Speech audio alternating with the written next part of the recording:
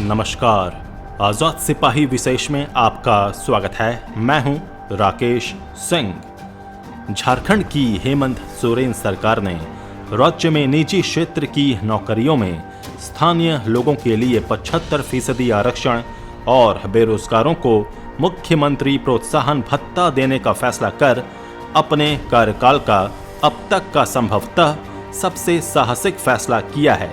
इस फैसले ने साबित कर दिया है कि दिसंबर 2019 में सत्ता संभालने वाली झामुमो कांग्रेस राजद सरकार चुनाव के दौरान किए गए वादों को पूरा करने की दिशा में धीरे धीरे ही सही लेकिन मजबूती से आगे बढ़ रही है। मुख्यमंत्री हेमंत सोरेन ने सत्ता संभालने के बाद भी कहा था कि उनकी सरकार निजी क्षेत्र में आरक्षण लागू कराने का हर संभव प्रयास करेगी और बेरोजगारों को भत्ता देगी। इन फैसलों से बेरोजगारी पर लगाम तो लगेगी ही, साथ ही झारखंड में बेरोजगारों में नई उम्मीदों का संचार भी होगा। इसके साथ पलायन का कलंक झेल रहे झारखंड को थोड़ी राहत मिलेगी। लेकिन यहाँ ये ध्यान देने की बात है कि फैसला लेना अलग बात है और उसे लागू करना दूसरी।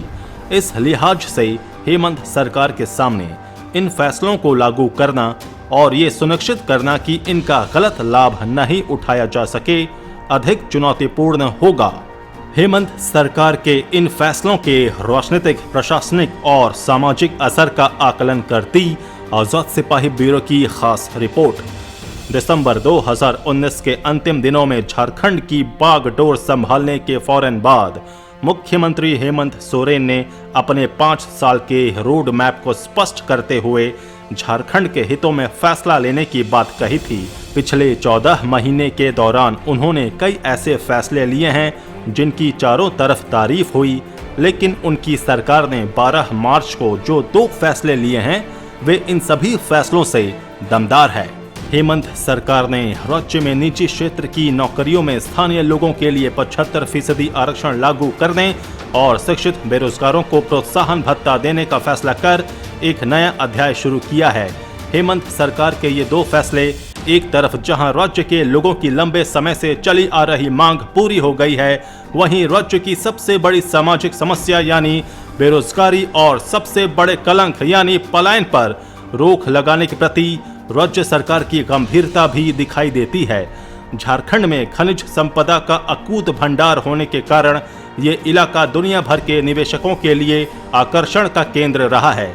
कई छोटी बड़ी कंपनियां यहां काम कर रही हैं, लेकिन इन आर्थिक गतिविधियों का सीधा लाभ झारखंड के लोगों को नहीं मिल रहा है। ये निजी कंपनियां अपने यहां काम करने के लिए दूसरे राज्यों के कार्मिकों को नियुक्त कर लेती हैं और झारखंड के लोग मुंह ताकते रह जाते हैं। हेमंत सरकार ने फैसला किया है कि अब निजी कंपनियों में 30,000 रुपए तक वेतन वाली नौकरी में झारखंड के लोगों को 75% आरक्षण दिया जाएगा। जो कंपनी इसका पालन नहीं करेगी उसके खिलाफ कानून सम्मत कार्रवाई की जाएगी। निजी क्षेत्र से आरक्षण लागू करने वाला झारखंड तीसरा राज्य बन गया है। सबसे पहले यह फैसला हरियाणा और आंध्र प्रदेश की सरकार ने लिया था।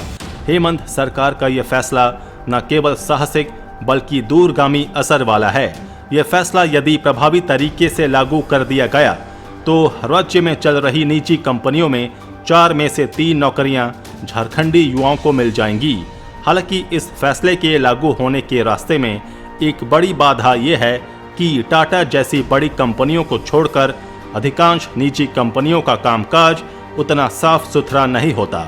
इसलिए ये संदेह करने के पर्याप्त कारण हैं कि ऐसी कंपनियां अपने हित में इस फैसले से बचने के लिए कोई वैकल्पिक रास्ता नहीं तलाशेंगी। झारखंड में निजी क्षेत्र की छोटी और मध्यम दर्जे की अधिकांश कंपनियों की वेतन संरचना बेहद दोषपूर्ण बताई जाती है। वहां स्थायी कर्मचारियों की जगह ठेकेदारी प्रथा पर कामगारों से काम लिया जाता है, इसलिए वे आरक्षण को लागू करने में आनाकानी जरूर करेंगी। जहां तक ग्रेजुएट और पीजी कर चुके बेरोजगारों को मुख्यमंत्री प्रोत्साहन भत्ता के तहत राहत दिए जाने के फैसले का सवाल है, तो बड़ी राष्ट्रीय राजनीतिक पार्टियों और क्षेत्रीय दलों ने इसका वादा तो किया, लेकिन अब तक किसी ने इसे लागू करने की हिम्मत नहीं दिखाई है। हेमंत सोरेन के झामुमो और कांग्रेस तथा राजद ने झारखंड विधानसभा चुनाव से पहले अपने घोषणा पत्रों में ये वादा किया था, अब हेमंत सरकार ने इस पर मुहर लगा दी है। इससे साफ हो गया है कि ये सरकार जनता से किए वादों को पूरा करने के लिए ठोस कदम उठा रही है, लेकिन इन दोनों फैसलों को धरातल पर उतारना बड़ी चुनौती है। ताज़ा आंकड़ों के अनुसार राज्य में बेरोजगार स्नातकों की संख्या 2,37,000 के करीब है, जबकि करीब 45,000 ऐसे बेरोजगार हैं जिनके पास स्नातकोत्तर की डिग्री है। ये आंकड़ा केवल नियोजनालयों में निबंधित बेरोजगारों का है। इनके अतिरिक्त हजारों ऐसे बेरोजगार हैं जिनका कहीं कोई लेखा जोखा नहीं है। फिर हर साल करीब 7,000 युवा स्नातक और पीजी की परीक्षा पास करते हैं।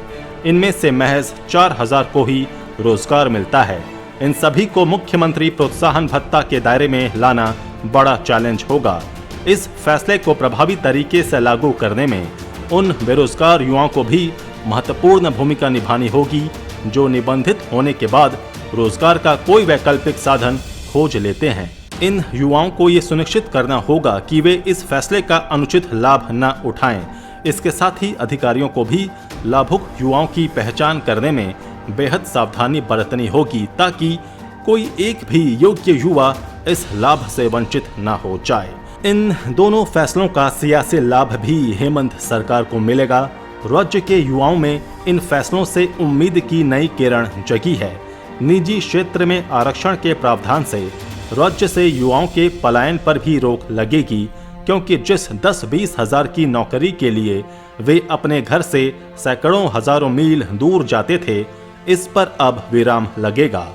बेरोजगारों के लिए प्रोत्साहन भत्ता देने के फैसले से अब आय के लिए पढ़ाई छोड़ने से पहले युवा एक बार जरूर सोचेंगे, लेकिन ये सब तब संभव होगा जब इन फैसलों को सही और प्रभावी तरीके से लागू किया जाएगा। हेमंत सरकार की अब तक की कार्यशैली से ये उम्मीद जरूर बंधी है कि वो इन दोनों साहसिक फैसलों को जरूर लागू कराएगी।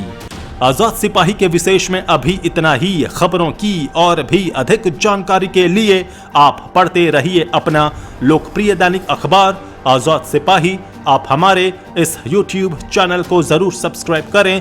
आप हमारे Facebook पेज को भी जरूर लाइक करें। जुड़े रहिए आजाद सिपाही के साथ। धन्यवाद।